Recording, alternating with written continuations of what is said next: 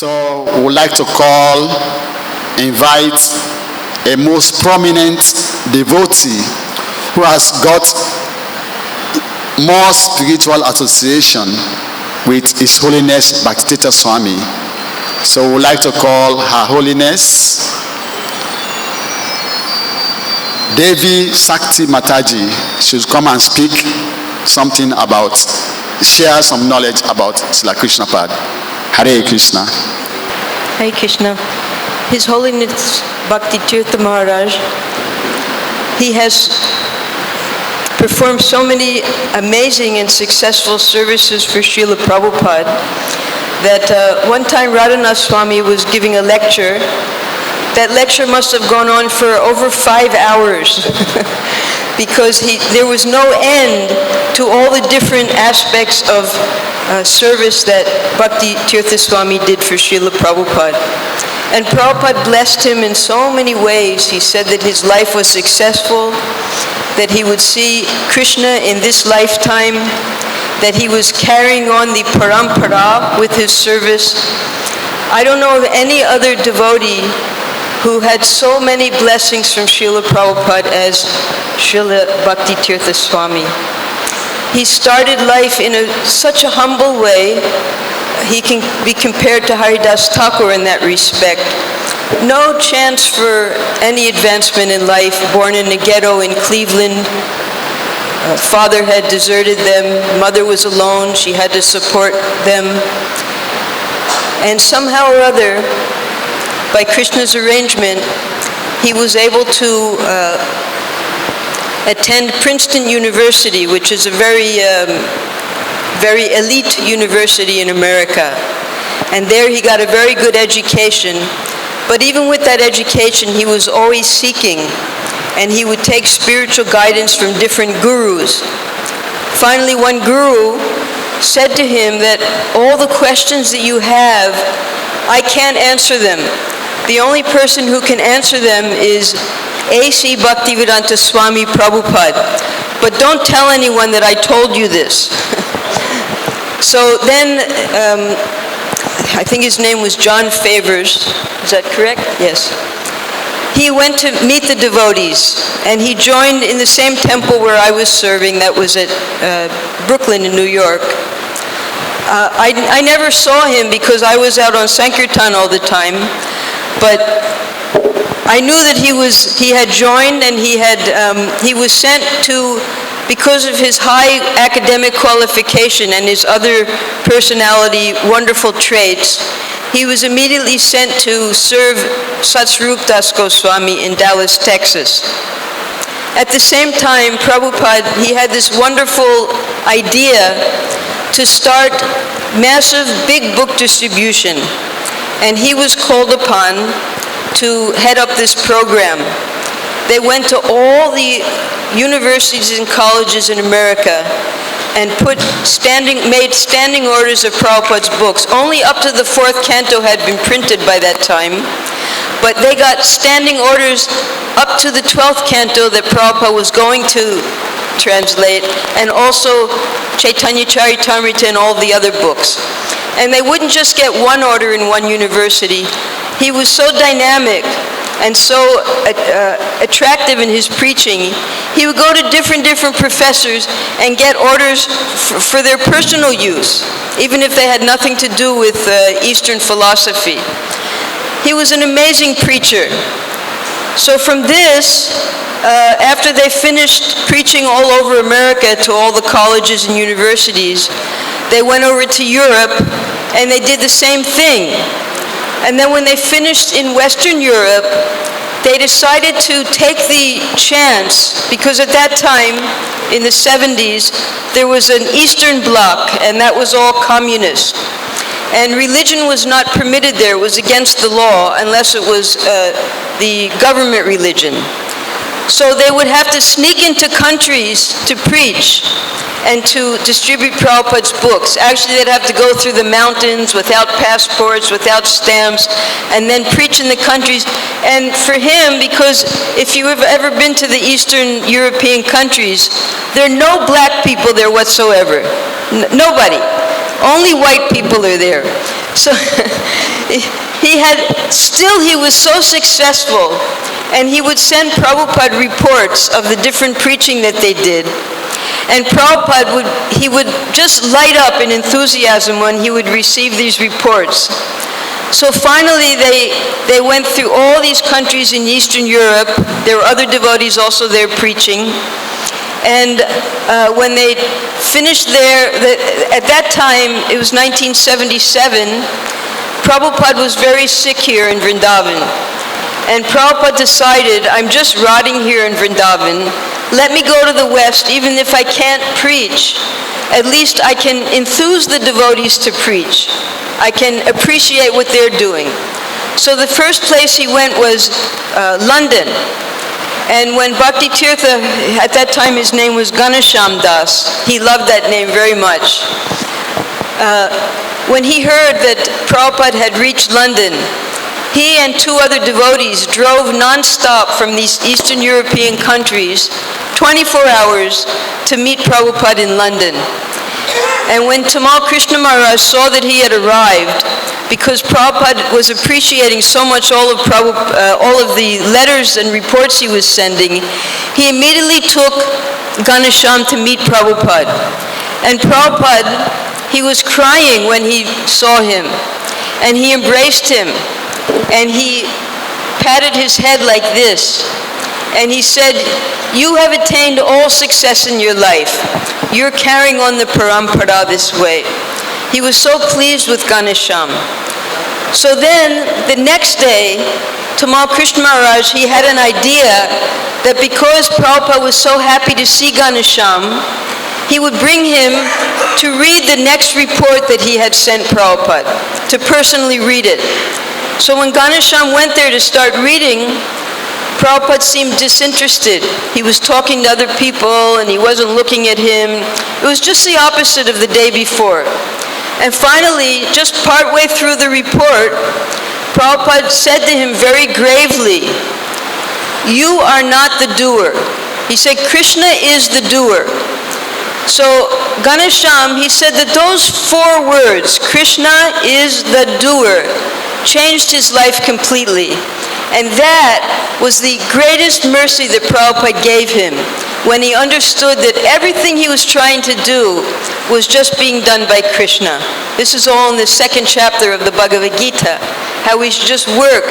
And the fruits have nothing to do with us. That's whatever Krishna wants to happen. That's what happens. So then they went on to South America, and then the GBC asked him to do the most difficult service, which was to go to Africa. He said, because you have a black body, therefore you'll be able to preach to the natives. When Brahmananda and the other devotees went to Africa for the first time, they preached to the Indians. But Prabhupada wasn't satisfied with that. He said, you have to preach to the natives. So Ganesham, he was able to do that. Then after Prabhupada disappeared, he decided to take sannyas while he was preaching there. He took sannyas. At that time, Kirtananda was still in good standing with ISKCON. He took sannyas from Kirtananda. And Kirtananda, because previous to that, whenever Prabhupada gave sannyas, he would always keep the same name of the person and just put Das, Goswami, or Swami at the end. But Kirtananda changed his name. And he was thinking that, I love this name Ganesham so much, why did he change my name? But then he realized, well, this is sannyas. You have to give up everything. So he very gratefully accepted that name and continued his preaching now all over Africa. And for 8 years, he preached there. At that time, Kirtananda and his group were expelled from ISKCON, but he just continued to preach in the name of ISKCON. And the GBC, they wondered, what has he been doing there for the last 8 years? Because nobody else ever went to Africa. It was the dark continent. It was, it was much too difficult preaching for anybody else. So a whole group of GBC members went there to investigate what Tirtha Swami was doing there. Is that when you joined? Yeah? Which city? Ghana? Ghana, yeah. Ghana. You were probably one of his key men there, right? So when they went there, they reported back that we've never seen anything like this. He has temples, farm communities, restaurants, orphanages, namahatas, all over the place. He's preaching the best Krishna consciousness we've ever seen, all single-handedly. And he's made hundreds and thousands of devotees. He's on television, he's in the newspapers, he's preaching to all the leaders, to the government officials. He's been made the chief of the, which tribe? Wari tribe? Yeah. Such success. And absolutely no word had come out from Africa until that investigation party went there to find out. So this is the humility of Bhakti Tirtha Swami. And his whole life was like that, so austere. So one time a day he would eat. Only at the end of his preaching, at the end of the day, he would have some fruit and some nuts, sometimes some sour cream. Such an amazing devotee. So that I've been reading all morning. It took me about 3 hours. That's as far as I got. After that, he went to Washington, right? He went back to America. He started, and where's Kartamashi? That's where you joined, right? In Washington? So you probably headed that up, correct? Brajalila. Oh, Brajalila. Oh, Brajalila and her glorious husband, right? Are they still in Gita Nagari? No, they're in Mayapur now, right? Yeah. Wonderful, wonderful, such dedicated disciples of Bhakti Tirtha Swami. And then, for whatever reason, Krishna wanted to take him, so he prepared to go back to Godhead, and he decided he wouldn't come to Vrindavan, he would leave his body in Gita Nagari. At that time, he was looking after Gita Nagari. I visited that time. Actually, I've only had one conversation with Bhakti Tirtha Swami. That was in Washington. In 1997, we had received word that one of our beloved godbrothers had left ISKCON. That was Harikesh. And I was so upset about this. And I knew that Harikesh and Bhakti Tirtha had been preaching together in the Eastern European countries. So it so happened we were both at the Washington Temple together one day. And I went to speak to him. I asked him, Maharaj, what can we do to help Harikesh? I heard it's Tantra. We can undo Tantra, that's no problem. And then he started pouring out his heart to me, how for years and years he's been trying to help Harikesh, going to whatever country he was in Eastern Europe, preaching to him, giving him association, trying to get him out of this mindset. But it was to no avail. He told me, Mataji, please, I've tried everything. And this is just where it's at right now. So when I heard all the effort he took for our one dear godbrother, I was so amazed at because he had hundreds and thousands of people that he was preaching to, he was writing books, he was traveling all over for his different centers to enthuse the devotees. And at the same time, he took so much care for our one dear godbrother with hopes that he could save him from leaving ISKCON. So I have the deepest respect for my dear godbrother. I miss him very much, and I'm very sorry that I didn't get to preach. Actually, because of him, I asked Prabhupada, I said, I want to do like the devotees are doing in America with the library party. I want to do that here in India. And Prabhupada gave me permission. And we shared another thing together. He was able to get into Jagannath Temple to see Lord Jagannath, because Prabhupada told him that you will see Krishna in this lifetime. So when he visited Jagannath Puri, he thought, maybe I'll be able to take darshan. And by Krishna's divine arrangement, he was brought right to the front of Jagannath Baladeva and Subhadra, where he took darshan. And the pujari put his head right at their feet. And the head pujari told him that I disagree with this rule that the ISKCON devotees can't enter, so therefore I've taken you in. He knew that Bhakti Tirtha Swami was an ISKCON devotee. So a few years earlier, I had also gotten into Jagannath Temple. So we shared how we both snuck into the temple. And so we had very similar, just in the same respect that I admired him so much, all of his preaching. I wanted to do like he was doing with the library party, and we both got to have darshan of Lord Jagannath, definitely as a result of Prabhupada's mercy because of book distribution.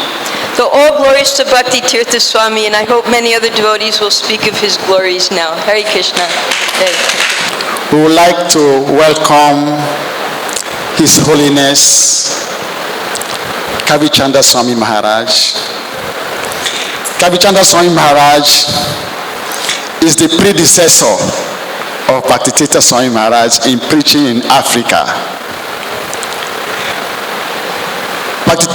Kavichanda Swami Maharaj is the backbone of the success of Bhakti Tirtha Swami's preaching in Africa. Kavichanda Swami Maharaj has done a lot of preaching in the whole world to assist Prabhupada in carrying out the mission of Chaitanya Mahaprabhu. So I think before we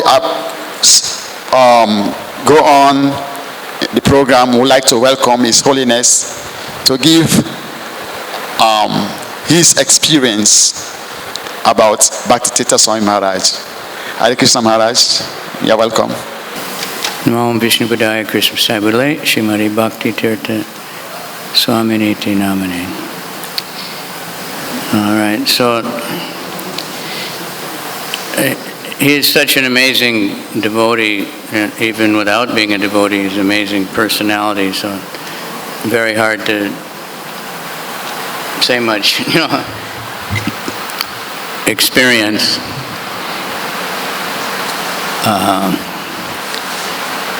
I don't know when I first met him. I think when he was on the library party and I was heading up the airport in Chicago, he came and actually followed me around. He was taking notes and everything, how I was selling books. And didn't know too much about him. Then we got together. It's probably right after Prabhupada left it. They had a program selling sets of books in America. And he was on that party, then I got on that party after some time. And we were together, I don't know, Houston, Texas, someplace it was very difficult. But at that time, they just had a list of people that had subscribed to one of these mystical magazines, It's full of all kinds of stuff about other planets and everything. And then we'd call them up and go and show them the books. And he would say, I know how to read auras, and you have this amazing golden spiritual aura, you're really a spiritual person, and they get all excited, So he sold a few. But then in America, if you know America, in the 70s came up this, it lasted quite a while, this deprogramming. And he had stopped associating with ISKCON very much. Many reasons I won't get into. But he was preaching in Washington and focusing on the Afro-American community. We never know what to call them anymore. But universities, and he was brilliant, and he could really relate to them, and nobody was making devotees, and devotees were leaving, because of these deprogrammers, and their parents were panicking and telling them, your guru's going to feed you the poison any minute, but they weren't touching those people. They were only concerned about the wasps. So he made a lot of really good devotees. They're all still around. I went to visit him because many people thought, what's he up to, something. And I said, well, this is really good, And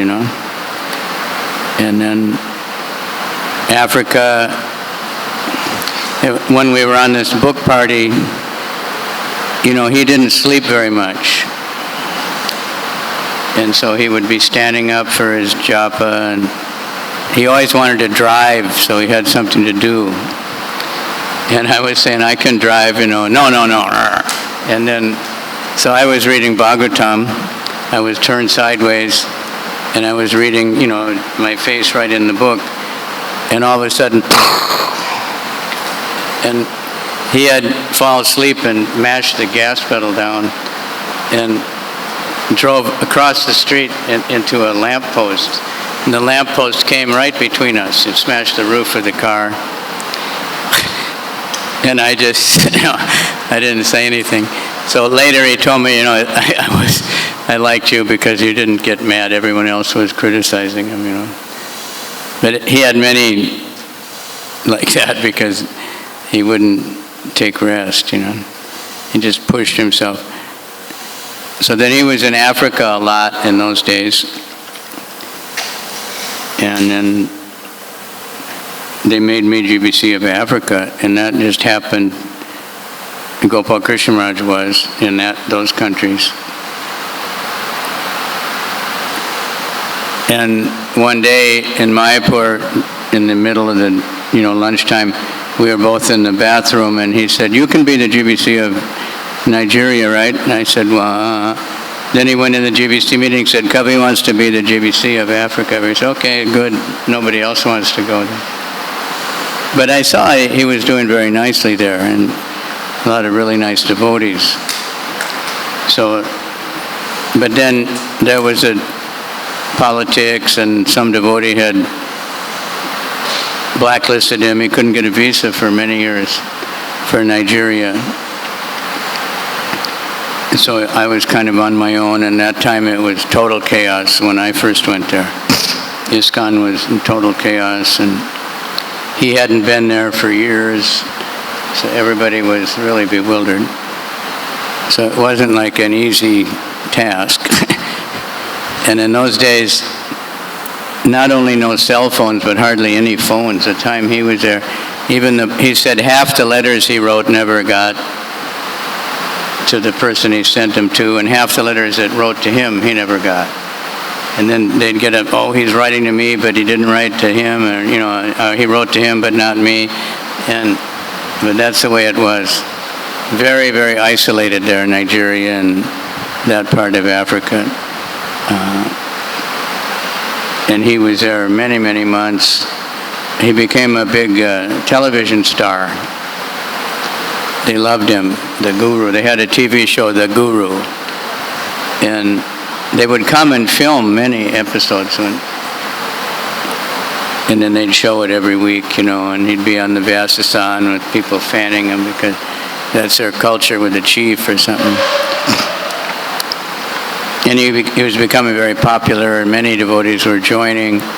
Then the Christians got upset. And even when I first went, every city we'd get TV shows, right away. Then now you have to pay big money to get on the television for 15 minutes. And, one city, the Christians gave the station 2 big Sony cameras or something, but on the condition that they never had Hare Krishna on the television. So, but he was there before all that came up. So he did really amazing preaching everywhere. Very, dynamic. He knew that he had this amazing personality. It really attracted people, and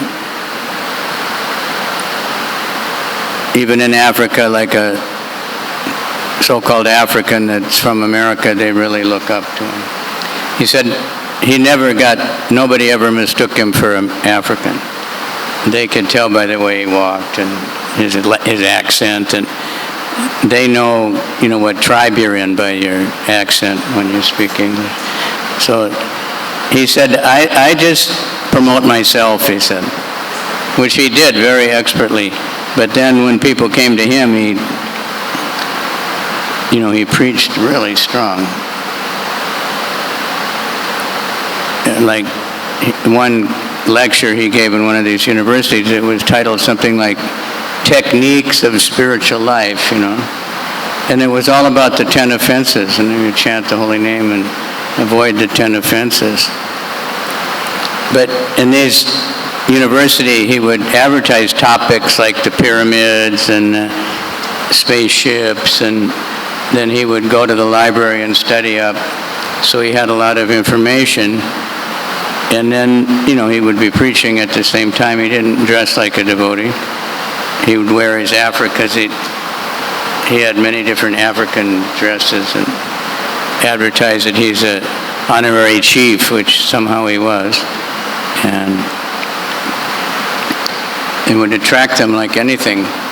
And then if anybody got a little interested, then they just Bhagavad-Gita and just give it to him.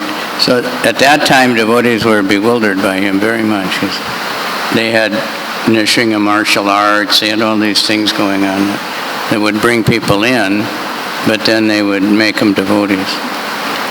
He's like a pioneer of all that kind of stuff. He, like Bhaktisiddhanta and Prabhupada, but he wasn't at that time understood by many devotees.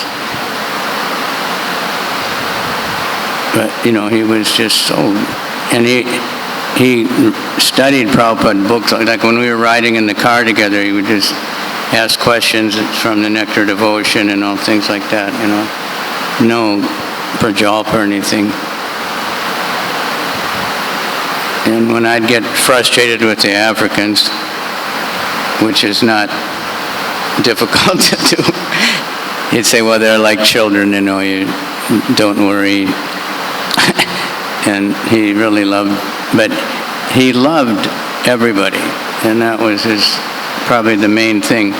Like Prabhupada, I just listened to Mukunda Maharaj remembering the early days, and the last thing he said, he said, what I really remember about Prabhupada is his kindness and his humility or something like that. I have to look at it again, because,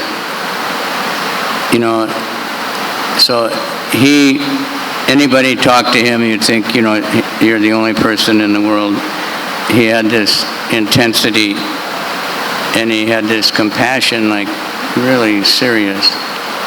So that's how he had, he attracted people. He very energetic, and then he made all those books. And so especially the first Spiritual Warrior book, he didn't write that book. It was just taken out of his lectures at the university. And so I don't think he even edited it. And I remember when I read it, there was a few things I would have told him better not put that in a book, It's okay to, lecture. So some people isolated those things. I remember some of them that were against him, I said, well, read the whole book. No way, this is not parampara, but that, just like when we distributed books in America, we'd say anything, whatever people did, we'd talk about that, like hunting. Oh yeah, I love hunting, whatever it was. So they'd be friendly, and then they'd take the book. Yeah, this book's about that. Whatever it is. This is what it's about. You have to do that, and we had to dress in, ordinary clothes, because otherwise people would chase us away. The fanatic Christians or something. So he did the same thing. He dressed in such a way to attract a certain class of people, and was very, very effective with it. And now, we have a lot of videos and movies. It's so powerful. So he hadn't come to ISKCON, to Mayapur, GPC meetings or anything, and there were all kinds of rumors going on, and I knew it wasn't true because I'd been to Africa. And there was always somebody, So anyway, it started coming back. And then when he was out of Africa and he was in Mayapur, and by that time there was all kinds of devotees from Eastern Europe and everything. So they just kept inviting him, So I was kind of responsible for him not being in Africa so much, because everybody wanted him to come. And when you get into Eastern Europe, there's unlimited, everybody wants to join, everywhere they go. There's, you can meet all kinds of big people and everything, which he did in Africa in the beginning, but then later the whole country went so crazy, the economy and the whole situation. But so in Mayapur, every year I go and I pray at his samadhi that please, help his devotees. And he's doing it, and not because of me, but his disciples are the leaders that gradually, not completely, but, Bhakti Dharma, he preaches like him, except soft voice, but very strong. And Srivas Prabhu preaches really heavy, and many others, Pavitra, and, they really come up as time goes on. So we should remember him. His books are fantastic, all the books, And so many devotees came because of even that first Spiritual Warrior book. Many devotees joined because he dealt with day-to-day issues and mental issues and, depression and all these things that we didn't think we should talk about. So his seminars were the most attended for two reasons: because of his own, presentation, but then the topics he dealt with, and devotees were really happy that somebody would open up and talk about these, mental health issues and stuff. So we're very fortunate that he was with us. It's a great loss. He was so dynamic wherever he was, he was never afraid to speak out his strong opinions. So you want to stop, huh? Yeah. So thank you for giving me a chance to remember him. And, read his books. They're all available in many languages. Very popular. Srila Bhakti Tirtha Swami Maharaj Ki Jai. Gaur Premanandi. Hari Hari. Everywhere you go in the world, people know him for dancing. He can dance. When he went to Czech Republic, they were having Yata Yatra. For a whole 6 hours Yata Yatra, Bhakti Tirtha Swami was treating the kirtan, and everybody was ecstatic, dancing non-stop. He's a dancing guru. And at one time, Bhakti Tirtha Swami Maharaj came from the USSR, Russia, in those days. He was telling Prabhupada about his preaching, distributing books in Russia. And after Prabhupada blessed him, at night, B.T. Swami went to sleep. When he was sleeping, in a dream, he dreamt Prabhupada telling him, Bhakti Tirtha Swami, open the door. And Maharaj was, why? He said, open the door. Guru was still doubting. Why? Open the door. And B.T. Swami went and opened the door. Millions, thousands of Africans are just rushing inside, rushing. Then Prabhupada said, go to Africa and preach. So he said, Maharaj, how can I go to Africa? In Africa, people live in trees. In Africa, people live under caves. How can I go there? I'm born in America. Prabhupada said, go to Africa and preach. And when he went to Africa, Now in Africa, we have more than 20 temples all over Africa. We have schools, clinics, Gosala, farm communities. All this is work done by Bhakti-yoga Swami Maharaj and His Holiness Kavichandra Swami Maharaj. Thank you very much. Maybe Mataji, team. So I want to show some work of Bhakti-yoga Swami. It's called Spiritual Warrior. He writes some books called Spiritual Warrior. If you want to see some, Hare Krishna.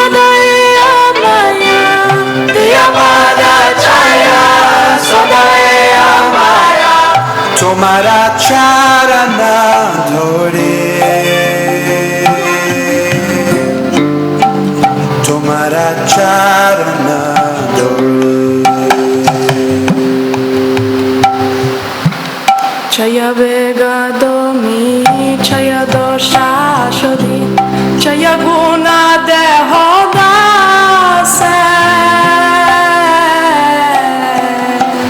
Chaya vega domi, chaya dosha shodhi, chaya guna deho dase. Chaya guna deho dase.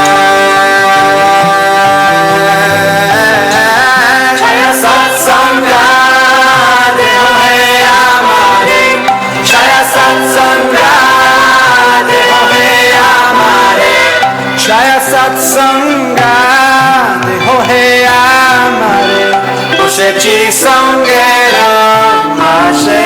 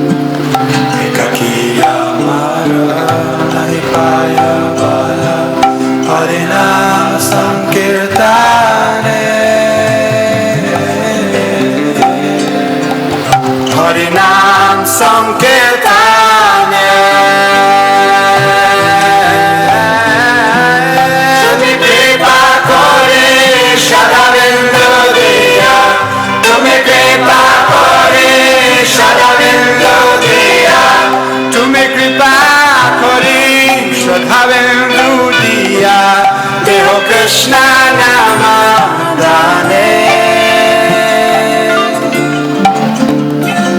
Hare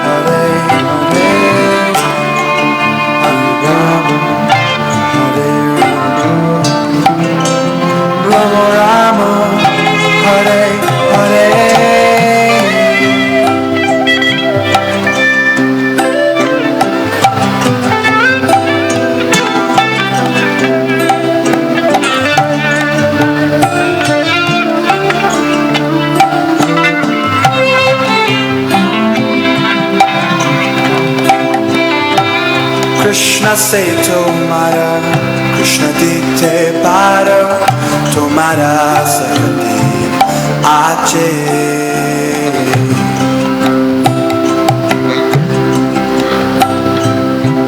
Krishna se tomara, Krishna dite paro, tomara shakti ache.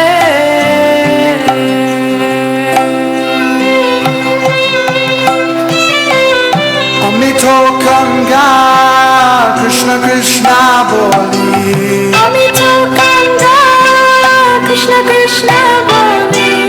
Amito Ganga, Krishna Krishna boli.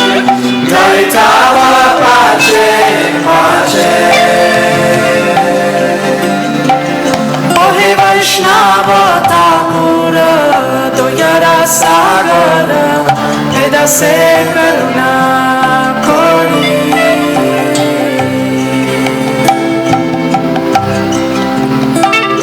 Ohe Vaishnava Thakura, Doyara Sagara, Vedase Karuna Kori. Vaishnava Thakura, Vaishnava Thakura, Vaishnava Sagara, Vedase Sagara.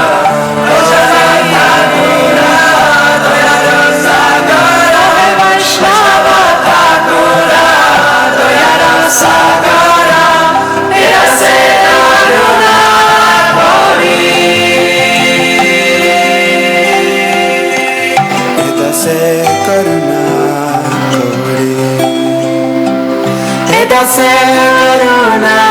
kori, Vedase karuna kori.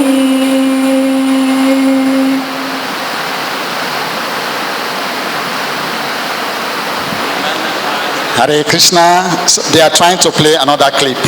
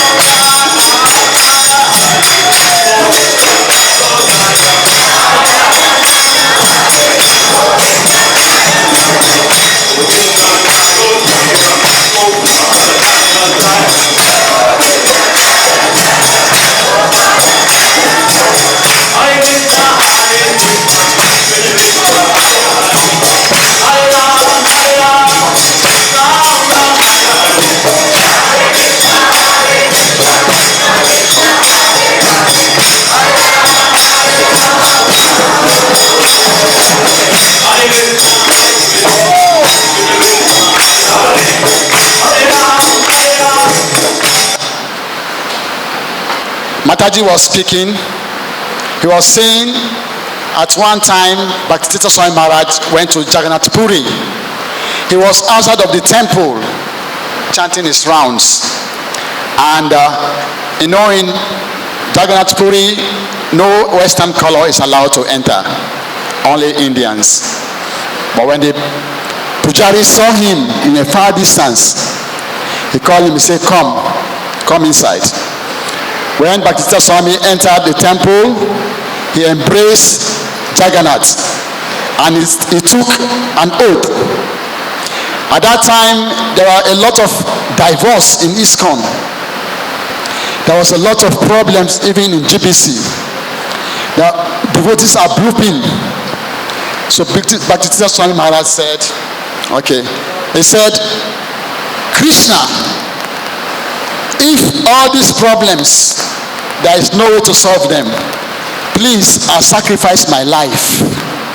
Let all the problems of all the devotees come to my head. Since that day, Bhakti-Tirtha Swami started getting sick. Till 2005, he left this material world. Bhakti-Tirtha Swami Maharaj ki.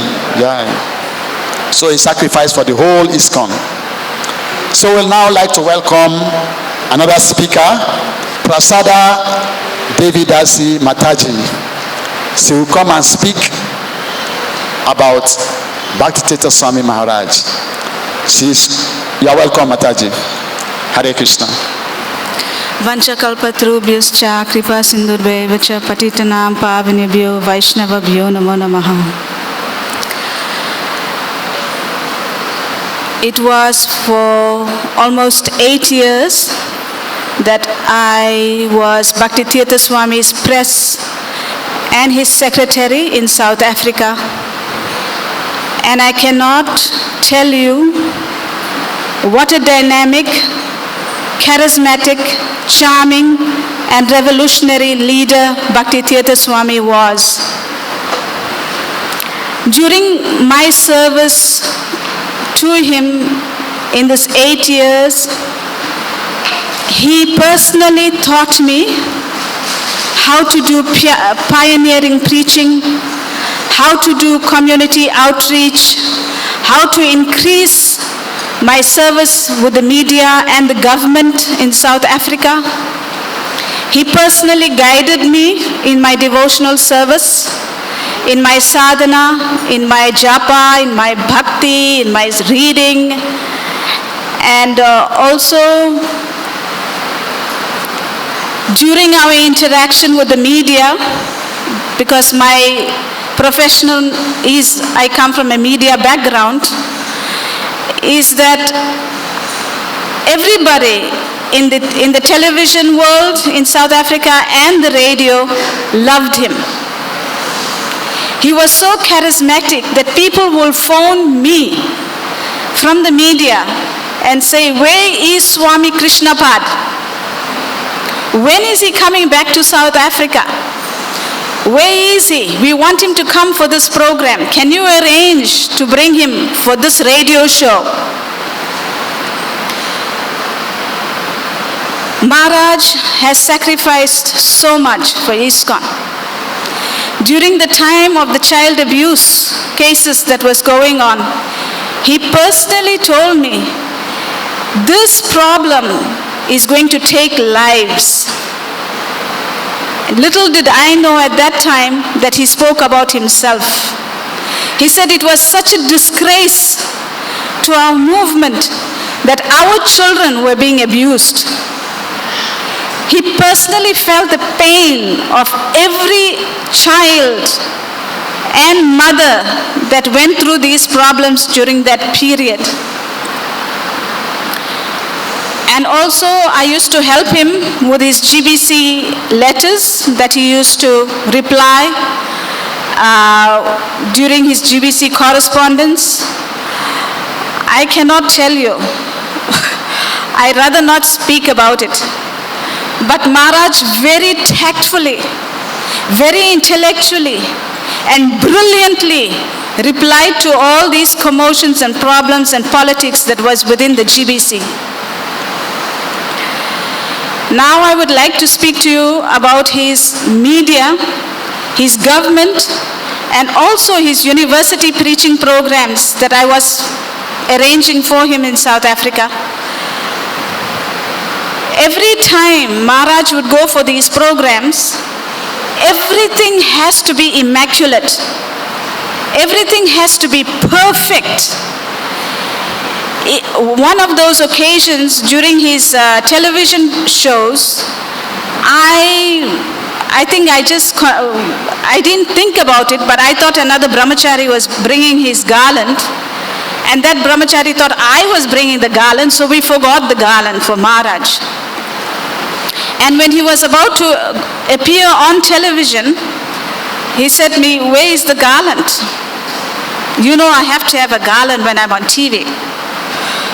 I said, "Oh, Maharaj, I thought that devotee brought." Then, he was very upset. He said, presentation in public relations, when we're working with the government or the media, has to be perfect. There cannot be any mistakes. There cannot be any flaws in our presentation of Krishna consciousness. When we represent ISKCON or Srila Prabhupada, the Parampara, our Acharyas, it has to be perfect. We cannot make one single mistake, either in our speaking, our personal appearance, and our dialogue, our interaction with the media, our interaction with the government, our interaction with these people in the intellectia. We cannot make one mistake. That's how perfect Maharaj was. He said, when we deal with these people, we are personally giving them Krishna. Because we are the representatives of our acharyas. He said, Rupa Goswami would not make a mistake. Sanatan Goswami would not make a mistake. So why should we, when we are working with these people, make mistakes? Or do not present our philosophy properly? Or divert it to encourage some kind of momentarily, glamour or self-aggrandizement, fame. He said this does not work in Krishna consciousness. He said when we present our philosophy, it has to be according to the parampara, to what Srila Prabhupada is saying, and it has to be perfectly presented.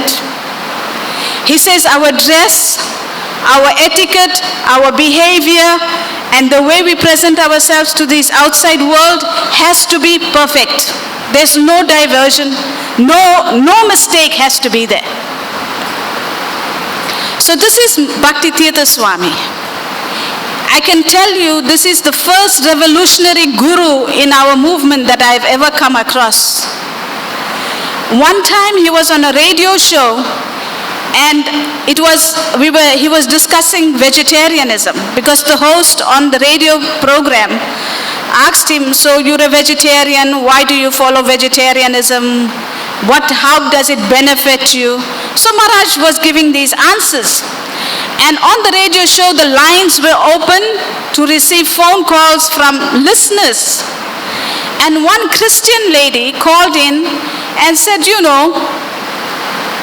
Swami Krishnapada, God has given the animals on this earth for us humans to consume. So why shouldn't we eat animals? Why shouldn't we eat them? Then Maharaj very politely and very sweetly, he asked her, do you have a dog? Then she said, oh yes, I have 5 of them. Then he said, I want you to do me a favor. Go and cut up your dog, cook them and eat them. This lady was so flabbergasted, she was so shocked, she put the phone down. So that's how he was so dynamic in his presentations. On the television programs, it was a very amazing interaction. We were in Johannesburg at the South African Broadcasting Corporation, and there was a lady in Transkei who was watching this program. And she somehow contacted the TV station and she said, I want to meet with the Swami Krishnapad. So they gave her my number in the Johannesburg temple. And when she called, she said, I watched this Swami in Transkei and I want to know how I can meet him. I said, I'm so sorry, madam, but the Swami has left. He's gone back to America. And she cried. She literally cried. I said, when he does come back, I will invite you and you can meet him. And somehow years later, she did come for some of our Ratha Yatras in Johannesburg. But she could not meet Maharaj, unfortunately. During his interaction with Nelson Mandela, which was a program that we had arranged for him in Durban, in our Durban temple, Maharaj sat with Nelson Mandela very closely. And all during his interaction, I was there personally serving them. During his interaction with Nelson Mandela, the only thing that Maharaj spoke about was leadership.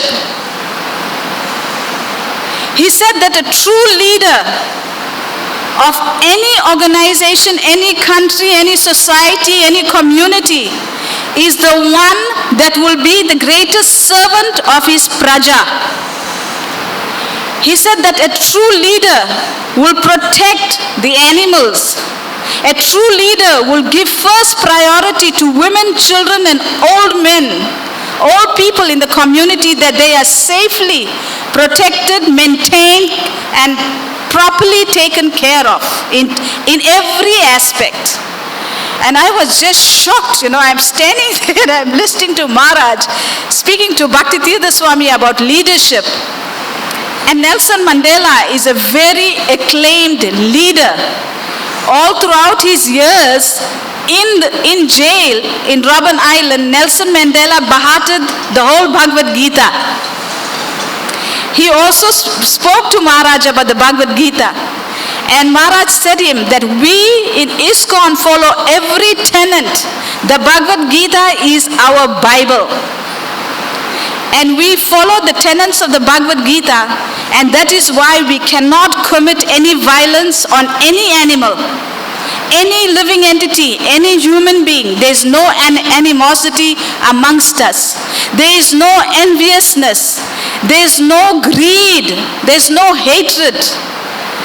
And Bhakti-Tirtha Swami told Nelson Mandela, if you want South Africa to be the number one country in the world, you have to unite the people of Africa, of South Africa, through the tenets and the scriptures of Bhagavad-Gita. Through the teachings of Bhagavad-Gita, you have to unite the people of South Africa. He said racism, apartheid is on the bodily platform. It's not spiritual. We are spirit souls. And Nelson Mandela very carefully listened and he appreciated Maharaj. He was meant to spend only 1 hour with us. He spent, I think, maybe about 3 hours or 4 hours in our temple in Durban, South Africa because of Bhakti-Tirtha Swami. He just could not leave his association. I can go on. There's so much things to say about Bhakti-Tirtha Swami, but time is limited. There is a book called The Black Lotus, which I suggest you all get, you all read, and you will have a better understanding. His Spiritual Warrior 1 and 2 is also out. Kata Mansha Mataji is also planning to print these books in India so that they are more affordable for everybody. So I thank you very much. Hare Krishna. All glories to His Holiness Bhakti-Tirtha Swami. Right. Hare Krishna. So just to sum up, at one time in Accra, Ghana, Bhakti-Tirtha Swami was about to visit our temple. He emailed us, he said, in 1 week time, I'm coming to your temple. So we are making arrangements. So, Ghana or Africa and India, we share similarity. We are not too poor, we are not too rich. Compared to Europe, America. Sometimes we have lights off. So At that time, light was off, and when light off, we cannot get water running to do other things. So after eating in the evening, it was about BT Swami should come in 1 week time. But he surprised us. He came just 3 days time. We are thinking of coming 1 week time, but he came 3 days time unknowingly. At that night, we eat all our plates. We just put the plates there. We went to sleep. When Bhakti Swami came, the driver, he took a taxi from the airport and they dropped him at the temple alone. He entered the temple. He went to the kitchen. All the pots and plates are scattered. Rats and cockroaches are eating. Bhakti Swami Maharaj removed his chadar, removed his chanting bag, start washing the plates. He was washing the plates till Mangalati time. When we wake up, the pujari went to the kitchen to bath. When he opened the kitchen, he saw Guru Maharaj washing plates. He shouted, "Hey! Everybody wake up!" So we all wake up. What happened? Guru has come. Guru is in the kitchen washing plates. So everybody was crying. Even I didn't wear my chadar. I went naked, trying to run to go look for. We went meet Guru, said, "All of you go and sleep. This is your duty. You are keeping Krishna's temple dirty. Krishna's temple, this Krishna's altar. After the altar is the kitchen. And you neglect all the plates and pots, you went to sleep. I'll do it. Nobody should come here." So we all were just lie down on the ground. We are chanting, "Oh Gurudev, please beg. Oh Gurudev, please forgive us." He washed all the plates and pots. You see the compassion of Guru Maharaj? Hare Krishna. So we have another prominent speaker, a very advanced devotee by the name of Tligana Gyan Prabhu. We are pleased welcome to speak about BT Swami. Hare Krishna. Srila Prabhupada ki, Bhakti Tirtha Swami Maharaj ki. So I'll try and share some memories. By Prabhupada's mercy,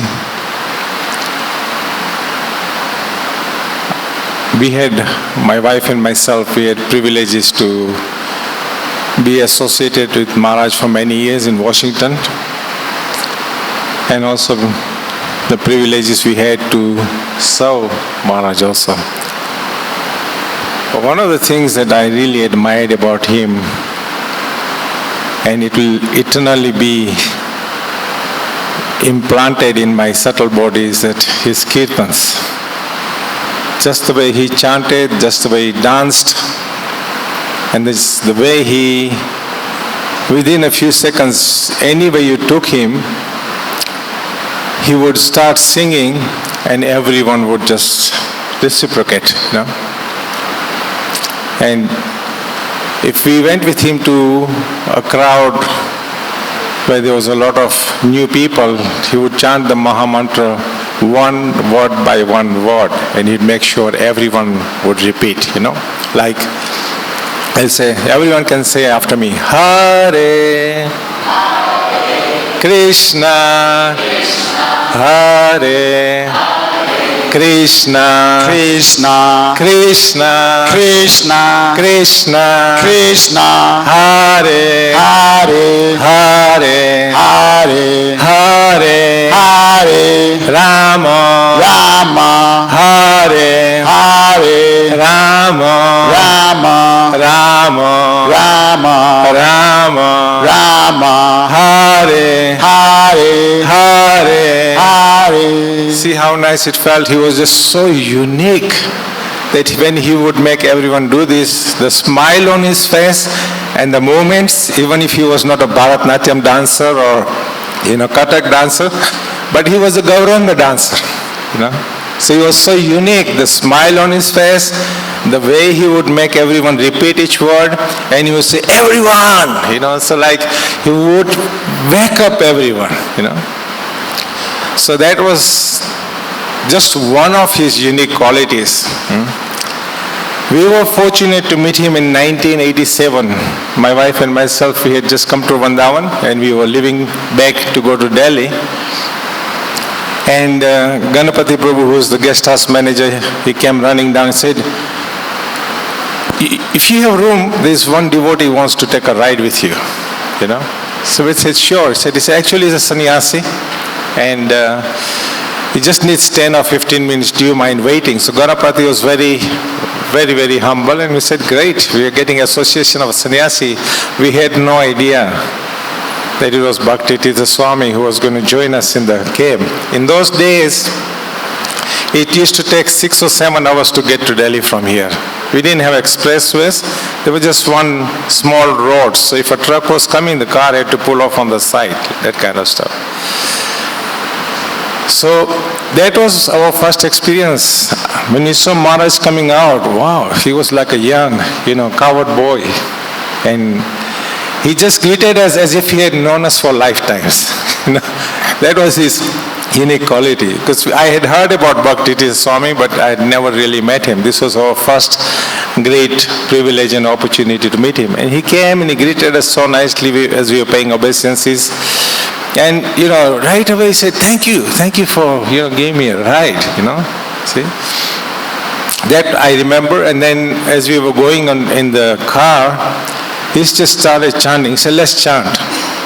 And one of the nicest things that devotees can do is chant in association of senior devotees.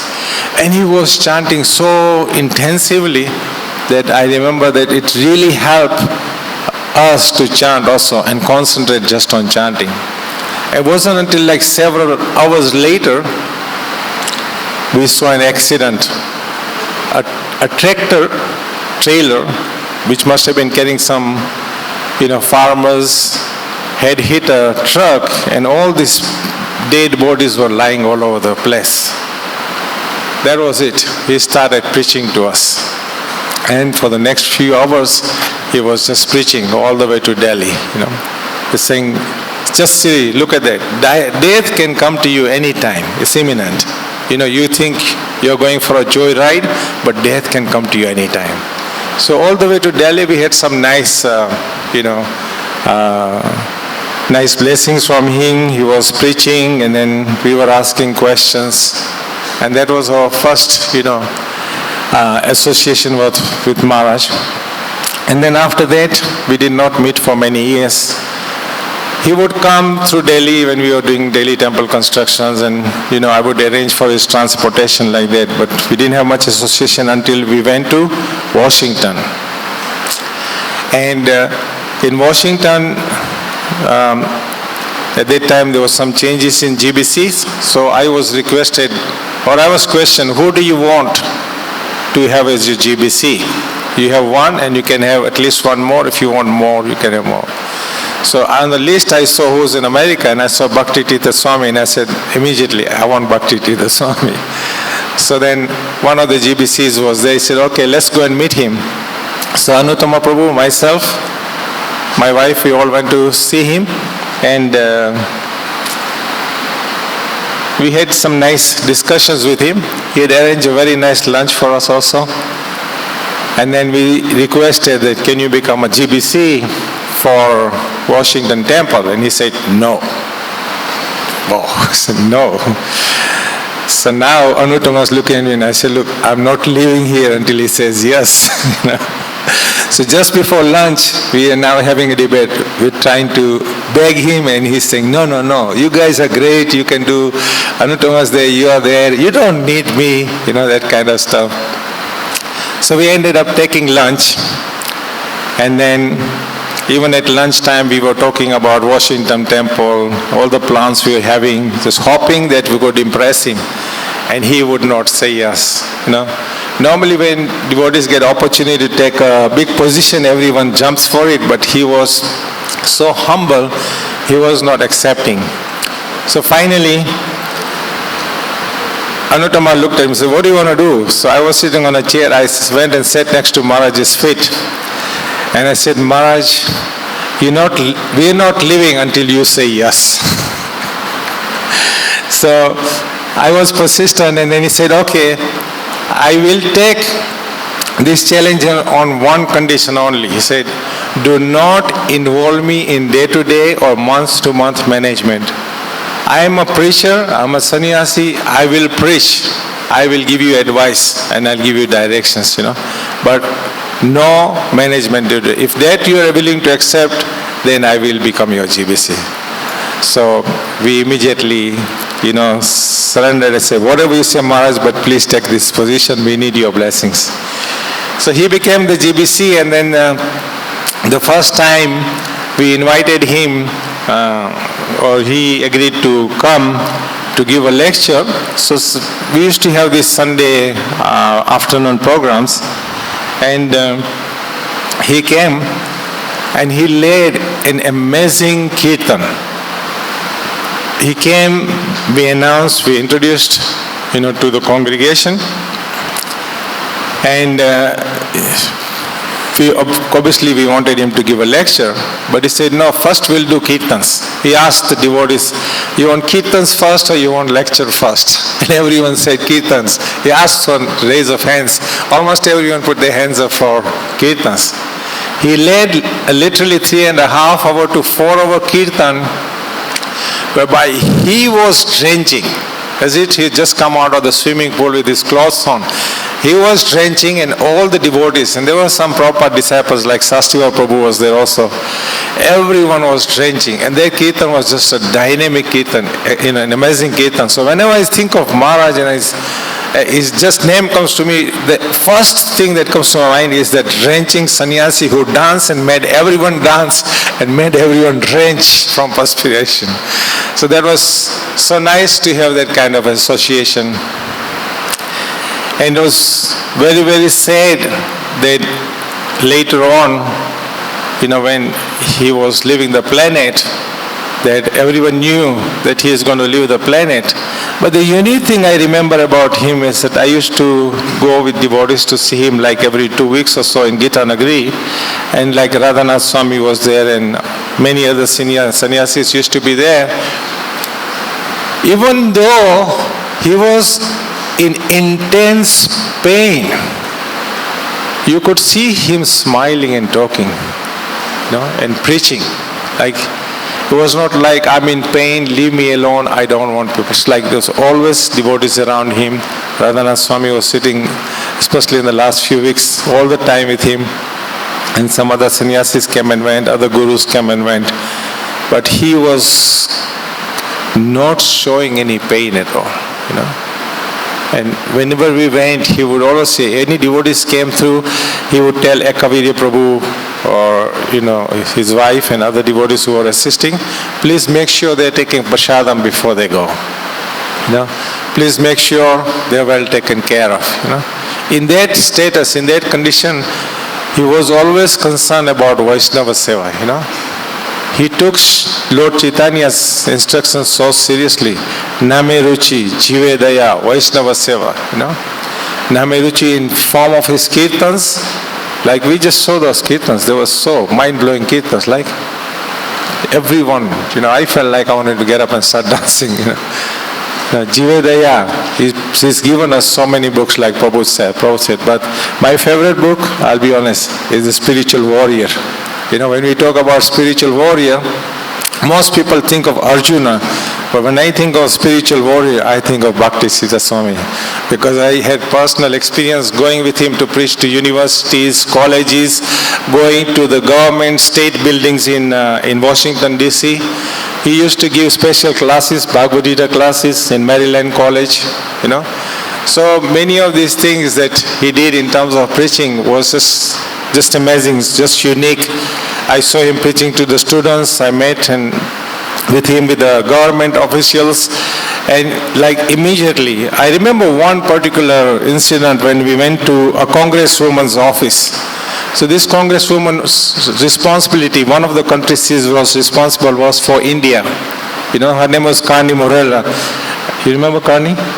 So Karni Morella, she had invited us to her office, and I had mentioned to her that we are bringing Bhakti Tirtha Swami, and she was very excited. And she knew the Indian culture very well. So when we went to her office, normally these Congress people, they have huge offices, big table, all these amazing opulence sitting arrangements, and they normally sit on what we would call a Vyasasan kind of thing. So they're like congressmen or congress, they will all sit on the main seat.